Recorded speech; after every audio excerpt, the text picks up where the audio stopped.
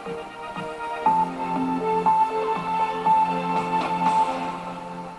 you think a team song would spur England to victory in the World Cup? There's no official song for the team in this year's tournament, but does it matter? We'll be chatting with Jimmy Pursey, Sham 69, who of course recorded an unofficial anthem back in 2006. There'll be no official World Cup song this summer for the first time since 1966. The Football Association says it wants to be fully focused on the football. So, what are we missing? Here are some anthems of the past, both official and rather more informal.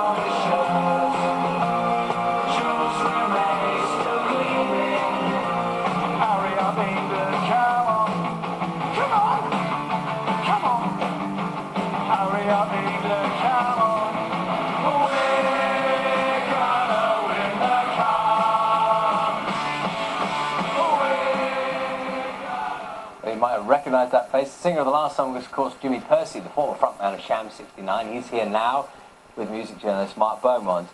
Jimmy, just first of all, that song that you obviously adapted a little bit, how did that come about? Do you think we've got to do something?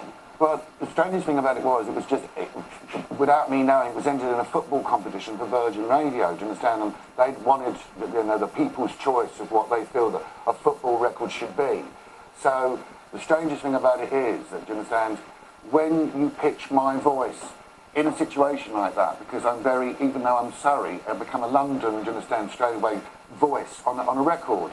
And that's the identity of what we've got now in this football thing anyway, because it's very much like a Eurovision Song Contest situation, whereas you've got your Geordies and you've got your Yorkshire people, and you've got all these different, lots of people in the country that, when you get Three Lions, it's very university student orientated, and it's very much the norm of the middle classes to go out and think, oh, Three Lions on our, it's very, very nice and very acceptable.